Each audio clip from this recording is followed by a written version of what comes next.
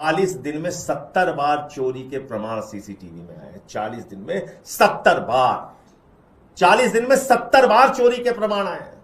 हर बात पे मोदी जी रोने लगते हैं। गुफा में बैठ के पूजा करते हैं, समुद्र के नीचे जाके पूजा करते हैं, आकाश के ऊपर जाके पूजा करते हैं, लेट के पूजा करते हैं, उठ के पूजा करते हैं, साष्टांग पूजा करते हैं। वो इस पे एक शब्द बोले क्यों नहीं? चंपत राय ने उनको कागज देने से मना कर दिया। चंपत राय के आगे भीगी बिल्ली बन गए। उसने कहा नहीं देंगे लेखा जोखा तुमको। बहुत मांगा था पीएमओ ने कि दो लेखा जोखा, का नहीं देंगे तुमको, तो वहां भीगी बिल्ली बन गए। क्योंकि चंपत राय बोल देता इतना तो तुमको भी पहुंचाया था, उसका क्या हुआ? कहां कहां ब्यौरा देगा? तभी मोदी जी चुप हो गए। प्रभु श्री राम के मंदिर के निर्माण में 40% कमीशन मांगा जाता है। ये मैं नहीं कह रहा हूं, ये उस काम में शामिल इंजीनियर दीनानाथ वर्मा का बयान है। 40% कमीशन। आपको याद होगा 40% कमीशन के नाम पे एक सरकार चली गई थी भारतीय जनता पार्टी के कर्नाटक में। वो 40% कमीशन जो भाजपाइयों ने वहां सीखा था, वो 40% कमीशन प्रभु श्री राम के मंदिर में भी खा रहे थे। चंदा चोरों ने चोरी का माल चंदा चोर पार्टी को पहुंचाया, क्योंकि ये सारा हजारों करोड़ का चंदा चोर पार्टी ने ही तो इकट्ठा किया था। और आपको जानकर शर्म हो आएगी, 40 दिन में 70 बार चोरी के प्रमाण सीसीटीवी में आए हैं। 40 दिन में 70 बार,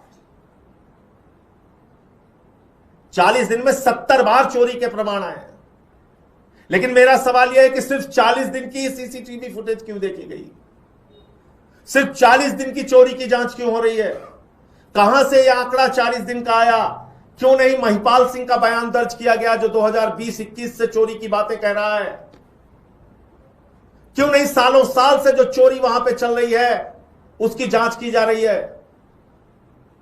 क्यों नहीं जांच की जा रही है? क्योंकि अगर पूरी चोरी खोल देंगे तो ये तो 40 दिन में 70 बार की खबर आई है, हजारों दिन में कई हजार बार की चोरी और कई हजार करोड़ के घोटाले का मामला सामने आएगा। क्या ये हजारों करोड़ रुपए सिर्फ चंपत राय ने खा लिए?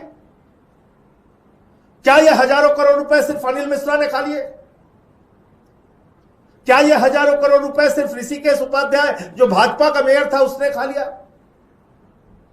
मैं इस देश के करोड़ों लोगों से कहना चाहता हूं, सोचिए जरा, विचार कीजिए।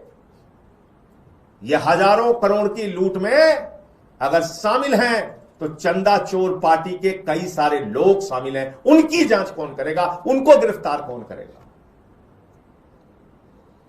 क्योंकि चंदा चोर पार्टी ने ही एसआईटी बनाई, चंदा चोर पार्टी ने ही ट्रस्ट बनाया, चंदा चोर पार्टी से ही जुड़े चंदा चोर हैं। चंदा चोर पार्टी के चोरों की जांच चंदा चोर पार्टी के द्वारा नियुक्त किए गए अधिकारी कर रहे हैं। तो चंदा चोर पार्टी का ट्रस्ट, चंदा चोर पार्टी के लोग, चंदा चोर को बचाने वाले भी चंदा चोर पार्टी के लोग। चंदा चोरी में चंदा चोर पार्टी यानी मोदी की पार्टी के लोग यानी भारतीय जनता पार्टी के लोग भी शामिल हैं।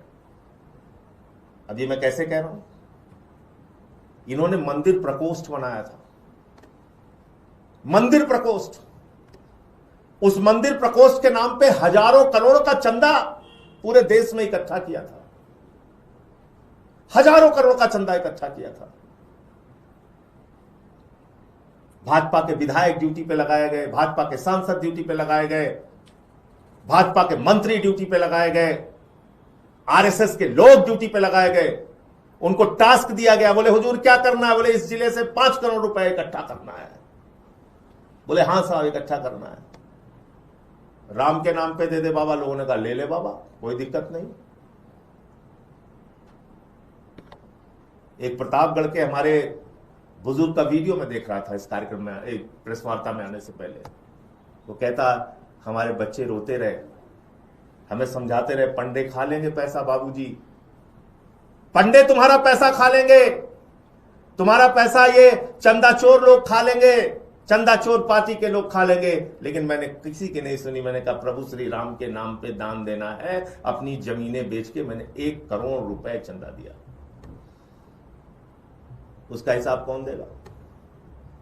उद्धव ठाकरे जी कह रहे हैं हमने 1 करोड़ रुपए चंदा दिया, उनका हिसाब कौन देगा? कोई कह रहा है हमने चांदी दिया, कोई कह रहा है हमने हार दिया, कोई कह रहा है हमने पादुका दी, उनका हिसाब कौन देगा? तो उन सांसदों से कौन पूछताछ करेगा जिन्होंने पूरे देश में चंदा इकट्ठा किया? उन विधायकों से, मंत्रियों से, उन भारतीय जनता पार्टी के नेताओं से क्यों नहीं पूछताछ होनी चाहिए जिन्होंने चंदा इकट्ठा करके पहुंचाया? और इस चोरी पर खामोश है। मैं फिर कह रहा हूं, चंदा चोरों ने चोरी का माल चंदा चोर पार्टी को पहुंचाया, क्योंकि ये सारा हजारों करोड़ का चंदा चोर पार्टी ने ही तो इकट्ठा किया था। हम लोगों को 14-14 दिन सड़ाया जाता था यहीं हवालात में रख के। एक दिन की भी रिमांड चंदा चोरों की नहीं हुई।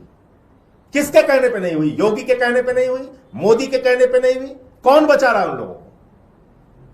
क्योंकि वो पुलिस रिमांड में जाते पूछताछ हो सकता है मुंह से कुछ निकल जाता कि रुपया नागपुर में ऐसे पहुंचता था, दिल्ली में ऐसे पहुंचता था, विधायक तोड़ने के लिए ऐसे पहुंचता था, सांसद खरीदने के लिए ऐसे पहुंचता था। हो सकता है वो लोग बयान दे देते, बता देते।